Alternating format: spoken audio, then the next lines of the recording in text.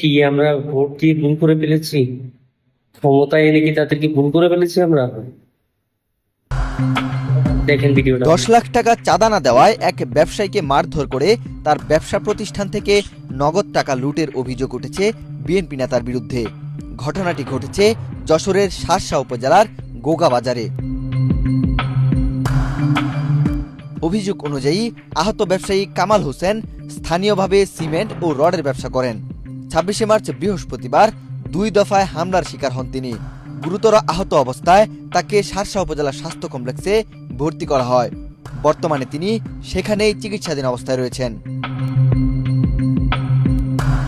স্থানীয়দের দাবি, আমেরিকা প্রবাসী বিএনপি নেতা হযরত আলীর নেতৃত্বে প্রায় 20 থেকে 25 জনের একটি সন্ত্রাসী দল কামাল হোসেনের দোকানে হামলা চালায়।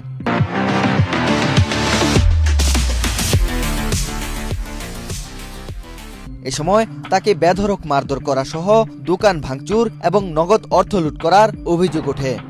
হামলায় কামালের বাবা ও ছেলেও আহত হয়েছেন বলে জানা গেছে।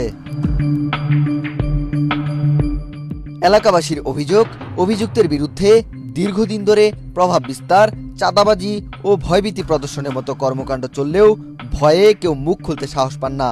তাদের দাবি, 10 লাখ টাকা চাঁদা না দেওয়ায় এই হামলার ঘটনা ঘটেছে। তবে অভিযুক্ত হযরত আলীর পক্ষ থেকে এ বিষয়ে কোনো বক্তব্য পাওয়া যায়নি। শার্শা থানার ভারপ্রাপ্ত কর্মকর্তা জানান, ঘটনাটি তারা শুনেছেন, তবে এখনো কেউ আনুষ্ঠানিক অভিযোগ দায়ের করেনি। অভিযোগ পেলে তদন্ত সাপেক্ষে আইনগত ব্যবস্থা নেওয়া হবে বলে জানিয়েছেন তিনি। ওয়াহিদ হোসাইন জিহাদ, বাংলাদেশ প্রতিদিন।